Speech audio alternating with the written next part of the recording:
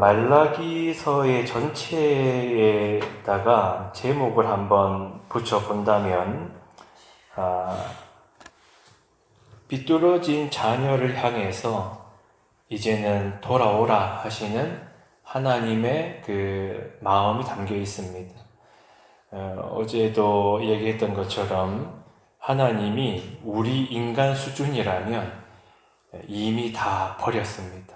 다 폐기 처분하고도 남았습니다. 그런데 어떻게 보면은 하나님은 우주 만물의 주권자이시고 창조하시는 분 아닙니까? 그래서 이렇게도 불순종을 반복하는 이 피조물들을 또 얼마든지 다 그냥 폐기 처분하고 이건 실패작이다, 새로 하나 만들자, 이렇게 얼마든지 하실 수 있는 거 아니겠어요? 그런데 어떤 면에서 하나님께서 매달리는 것 같지 않습니까?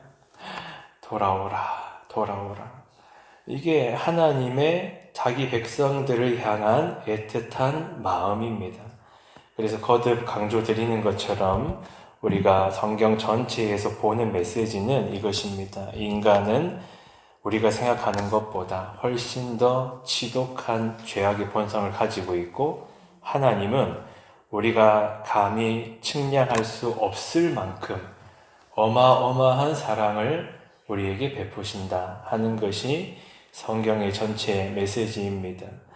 자, 이렇게 하나님에 대한 기본적인 이해가 잘못되어 있으면요, 특히 이제 목회자에게 하나님에 대한 이해가 잘못되어 있으면 당연히 설교를 통해서 하나님에 대해서 곡해해서 성도들에게 가르치게 됩니다. 여러분, 이게 뭐 어려운 게 아닌 게 비유적으로 말하면 이런 거예요. 여기 지금 계신 분이 대부분 다 이제 할머니, 할아버지들인데 생각해 보세요. 만약에 내 자녀가 나에 대해서 오해를 하고 있다 생각해 보세요. 그러면 내 자녀가 나에 대해서 예를 들어서 이제 비유적으로 말할 때 나는 사랑이 많은 사람인데 자녀를 향해서도 뭐 손주, 손녀들을 향해서도 야, 너희들 똑바로 안 하면 내가 가만 안 둔다, 그런 할머니, 할아버지가 아닌데 자기 손주들을 사랑하고 무너졌어도 포기하지 않고 너 똑바로 안 하면 혼난다가 아니라 할머니, 할아버지의 이 선한 말을 잘 들어봐, 그럼 너희들에게 좋을 거야, 이런 할머니, 할아버지의 마음인데 만약에 내 자녀가 나에 대한 이해가 잘못되어 있는 겁니다. 그래서 손주, 손녀들에게 할머니, 할아버지를 이상하게 소개한다 생각해봐요. 야, 할머니, 할아버지 진짜 무서운 사람들이다. 피도 눈물도 없다. 할머니, 할아버지한테 말한 거 있지? 너네 그거 안 지키면 할머니, 할아버지가 너네 가만두지 않는데, 너네 버린대. 이렇게 막 말하면서 할머니, 할아버지에 대해서 오해하게 만든다 생각해보세요. 근데 그게 할머니, 할아버지에 대해서 잘못 알고 있기 때문에 그런 일이 있다고 생각하면 너무 답답한 거 아닙니까? 근데 안타깝게도 하나님에 대해서 왜곡된 시각을 가지고 있는 목회자나 설교자들이 성도들에게 그런 식으로 하나님을 소개하는 겁니다. 11조에서도 마찬가지예요. 11조뿐만 아니라 하나님께서 명하신 모든 말씀들은 기본 전제가 이겁니다. 이거 안 지키면 혼난다가 전제가 아니에요. 이걸 한번 지켜봐.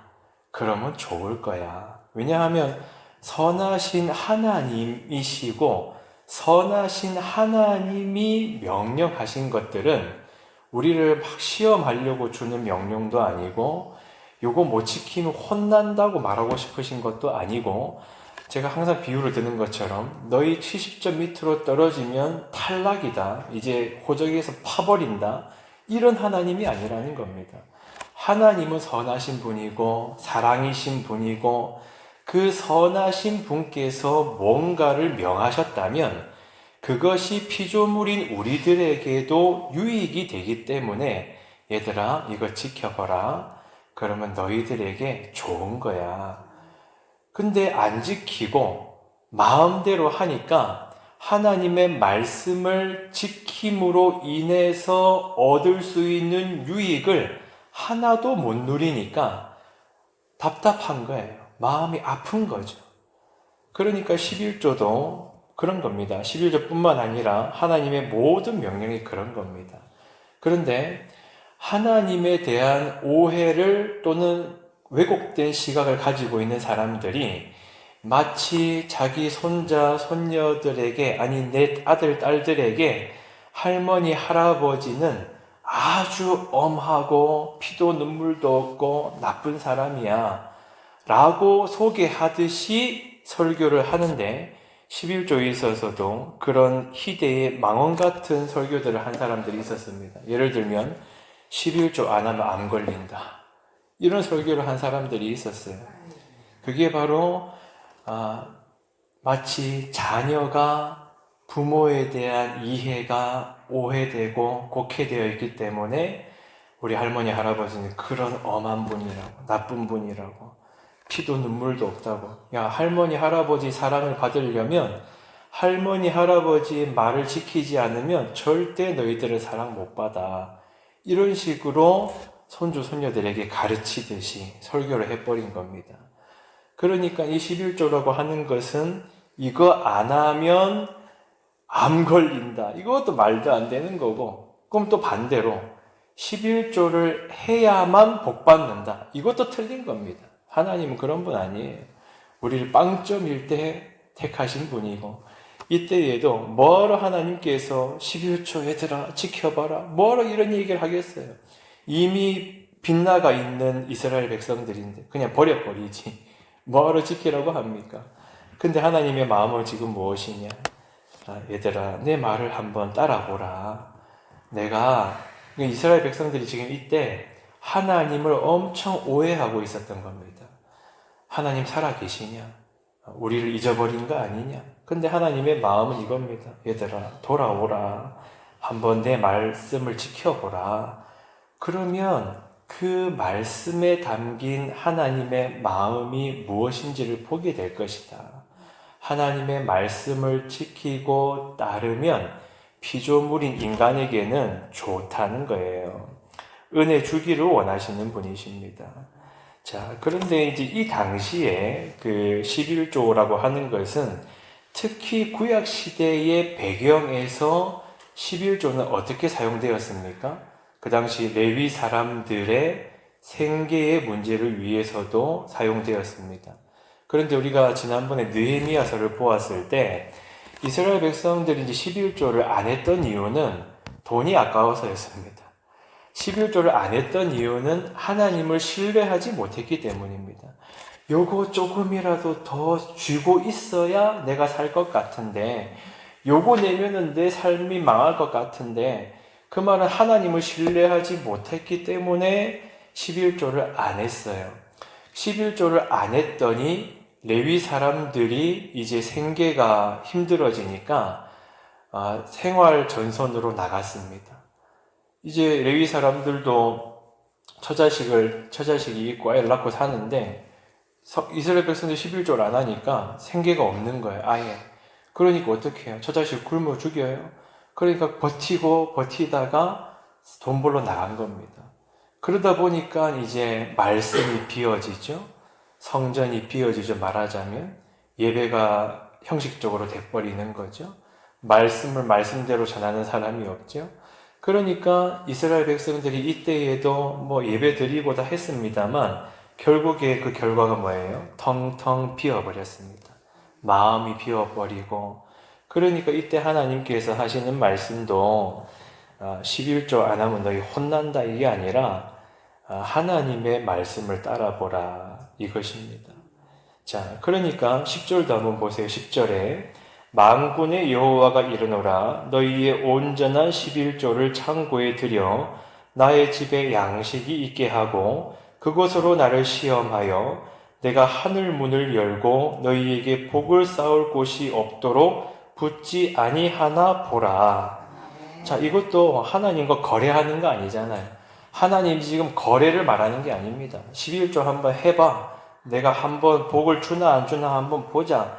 너희들 11조 하면 그때서야 복을 줄게, 이게 아니고 이미 은혜 주기를 원하시는 분인데, 이때 이스라엘 백성들이 하나님을 너무 신뢰하지를 못하니까 11조 내면 인생 망할 것처럼 생각하니까, 그래서 하나님이 애틋한 마음인 겁니다. 답답한 마음인 거예요.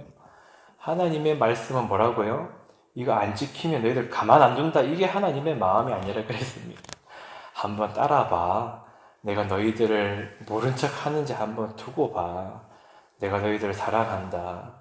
뭐 말씀을 따라 살아야 하나님 살아계신지도 알 거 아니냐, 이런 겁니다. 은혜 주기를 원하시는 하나님의 마음이에요. 보십시오. 하나님은 거래하시는 분이 아니라고 했습니다. 그럴 것 같으면 아무도 구원 못 받죠. 이스라엘 백성들을 택하신 것 자체가 이스라엘 백성들이 잘나서 그런 거 아니었습니다. 아브라함이 잘나서 그런 거 아니었습니다. 다만 하나님이 사랑으로 택하셔가지고 아브라함에서부터, 이스라엘 백성에서부터 구원의 여정을 시작하셨을 뿐입니다. 은혜에서 시작된 거예요. 그러니까 하나님은 그런 분이십니다. 근데 제가 성도들을 만나보고 해보면 마치 그 할머니 할아버지에 대해서 진짜 나쁜 분이라고, 할아버지 할머니는 말이야 피도 눈물도 없고 너희들이 할머니 할아버지 잘하지 않으면 절대 할머니 할아버지 너네 돌아보지도 않는다, 이런 식으로 자녀들 손주들에게 말했듯이 설교했던 목회자들이 많았는데, 그런 목회자 밑에서 신앙생활한 성도들이 참 많더라고요. 그런 분들은요 늘 불안해하네. 하나님 앞에서 나 70점 밑으로 떨어지면 어떡하나 막 불안해하고, 그러다 보니까 내가 조금 순종하면은 또 우월해, 막 교만해집니다. 내 남보다 잘하잖아 이러면서. 근데 우리 그런 거 아니에요. 하나님은 처음부터 자격 없는 이들을 부르셨고, 하나님께서 말씀을 주실 때는 다 은혜 주기를 원하시는 분이십니다. 그래서 11조 안 하면 안 걸린다, 이거 틀렸습니다. 하나님 그런 분 아니에요. 11조 해야만 복 받는다, 이것도 틀렸습니다. 다만 하나님이 선하시고 나를 사랑하시는 분이신 줄 알고 하나님의 말씀을 기쁨으로 따르고, 그게 최근에 우리가 신앙고백서에서 배운 그리스도인의 자유 아닙니까? 버림받을까봐 두려워하는 종의 마음으로 하나님께 나아가지 않고 이제 더 이상 예수 그리스도 안에서 절대 버림받지 않는 사랑받는 자녀의 자유로 하나님께 나아가는 것.